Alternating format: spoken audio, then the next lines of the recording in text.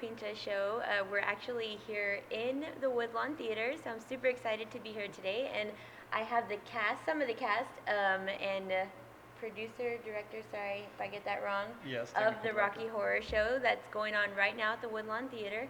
I'm super excited to be here with you guys. We're sitting in front of an amazing set that maybe people haven't seen just yet if they haven't seen the show already. But we're going to talk about everything exciting that they're doing, and you guys are getting mad reviews all over the internet and media, so I'm super proud of you all and glad that you're doing this here in San Antonio. So if you don't mind, everybody knows me, Puro Pinche Stephanie, but just introducing yourselves and your role in the show.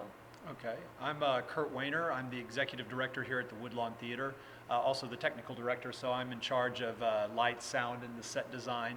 And in addition to that, I'm also playing Rocky in the show. Wow. Okay, cool.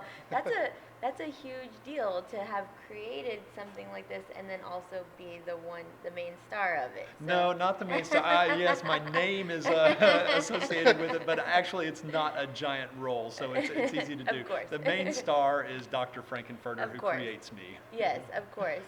Yes, thank you. And I am Melissa Zarb Cuisine. I am playing Janet Weiss. I'm Sean Hagdorn. I'm playing Brad Majors. so I'm again super excited to be here with you all. I will be going to see the show this weekend as it's the last weekend that it is available for everybody to see, and it ties in, I think, to a really good time of year. You know, Halloween, Dia de los Muertos, all kinds of things going on. Full costume. I know the crowd gets crazy. I want to ask you first a little bit about how the show came to be here at the Woodlawn Theater, and then also what made you go all Disney on the set and stage. So, because I mean, it's freaking amazing It's and beautiful. after and dark Right. Disney, if you're Yeah, gonna say Disney that. after dark. Right. And no affiliation. Please don't come after us or the Woodlawn and sue them. So completely original set here. Right. Well, Rocky Horror has a history at the Woodlawn Theater. It's been playing here for a long time. There's been productions way back when. I believe you were in a production here 10 years 10 years ago. ago. Wow. So, In the balcony. and it Wow. used to perform in the balcony. So there's a long history of Rocky Horror performances here at the Woodlawn Theater. We've been doing it here at the theater for the past 4 years in a row, and I've played Rocky the past 4 years since I'm like the resident Rocky Horror actor here.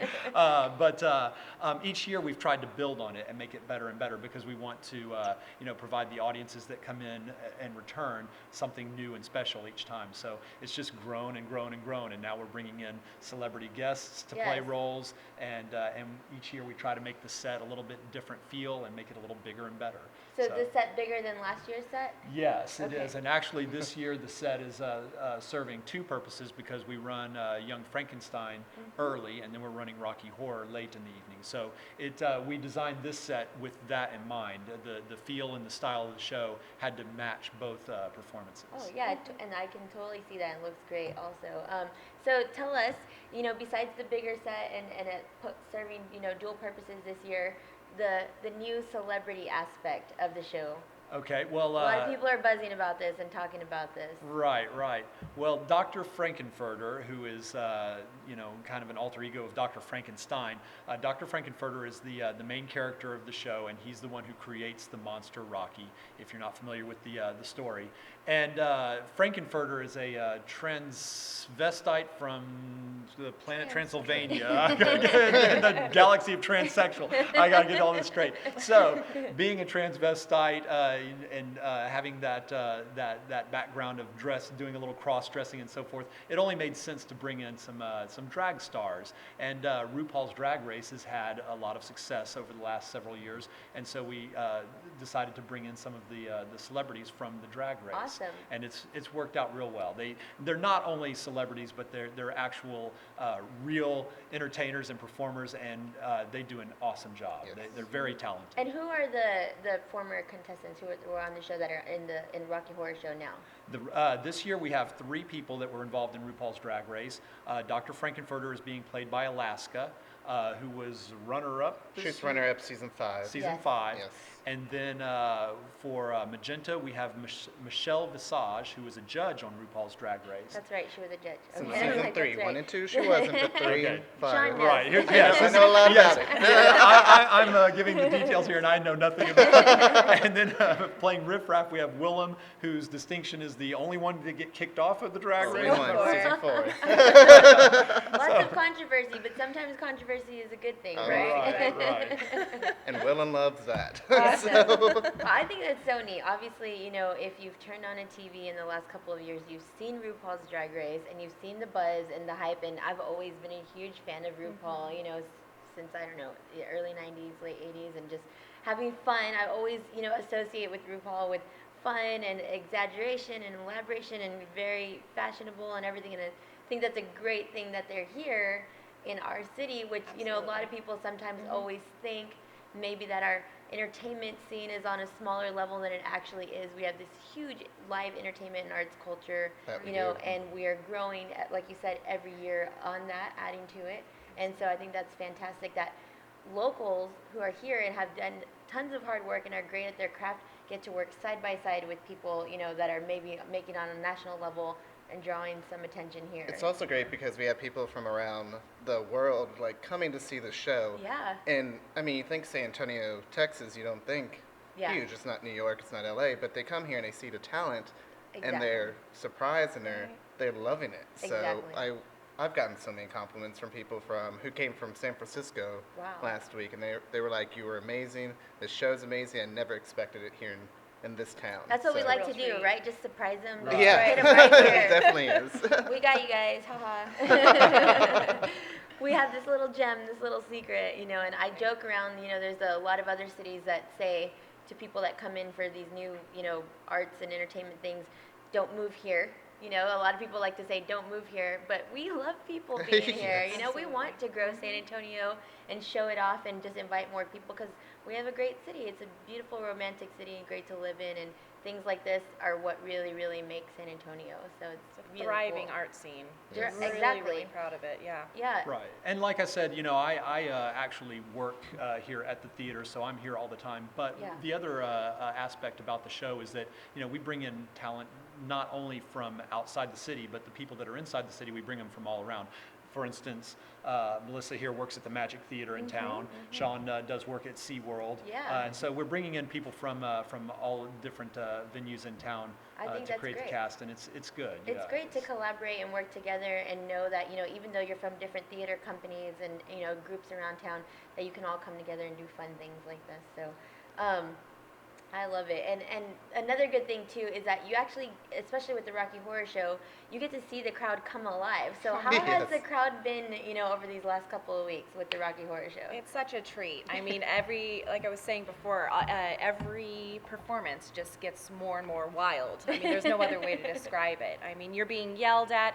Now, thankfully, traditionally, whenever you go see the movie, you have things being thrown at you, Yes. squirt bottles. We've refrained from that, but verbally, we get abused every night. There's It's a times lot when we of can't fun. even get lines out because You we've just been wait, verbally pause, abused. wait for it. Exactly.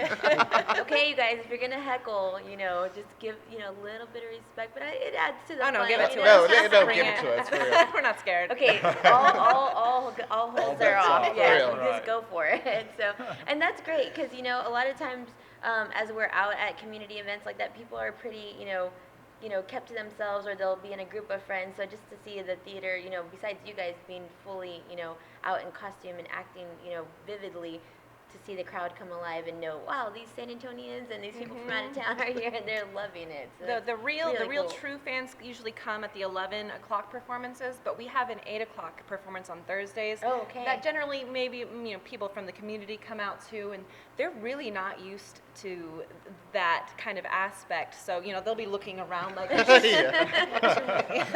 No standing. What are you doing? You're not supposed to talk in the theater. Good, but it's always great to introduce people to something new. It's all about educating and entertaining, so it's really awesome. So just to kind of give a couple more chances on how they can see this. So we have one more weekend coming up. You said there's a Thursday 8 o'clock show. That's right. And then how are the rest of the shows lined up for the weekend? For Friday and Saturday, both the performances begin at 11. Okay. We do pre-show at 11 and then kick off with the show after that. So there's a Awesome. little pre-show entertainment. And how long does the show run? That's a good question. Yeah, probably 2 hours with intermission. Yes. Okay. And I mean, the Woodlawn Theater obviously is located right here in the heart of the Deco District. You know, it's a great, great community. I know Diego Bernal has done a lot for the theater, and just coming out. I live down the street from here. You know, we're always at Deco Pizzeria, just kind of hanging out and stuff. But I think it's a really great location and just a lot of fun. So I'm really excited. But so I just want to kind of ask you guys. I know you said what you play, but what has been your favorite part about the show so far? I know, you know, if you've been doing it for a few years, or how is this year different, or what's the thing that stood out to you so far? Well, last year I played Riff Raff and I was on stilts, and now I get to be on the ground. So that's my favorite part right now, is I actually get to be able to move around and interact. And this wonderful woman right next to me is so great to play with. Like, I know people like to look at the dancing and all that, but there's some little nuances going off on just different sides of the stage. And I believe just not only with her and I, but like you see Riff and Magenta, just little looks that's to me makes the show even greater than just watching, just dancing. Just Yeah. the little things that goes about in the show. Yeah, it is such a treat because this is the third time I've played this role, and it really, you know, you don't go in with the goal to be like, okay, this is how I play Janet, this is how it's going to be. You know, you really thrive off of what your partner gives you, and it's been a real treat this year. And the ensemble is really solid. All the performances are fantastic. So it's been a great year. Yes, and like I said, I've done this a number of years as well, but every year it's a little different. The style's a little different. You know, this has got a little darker feel this year, so it's fun. And like you said, the ensemble, the choreography this year is great. Their dancing is outstanding, and the energy is high.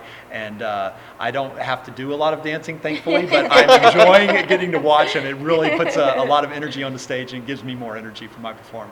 It's fun. Very neat. Well, I mean, you all seem to be completely in love with the show, and it just definitely, I know, comes across in your performances. So keep it up. It's awesome.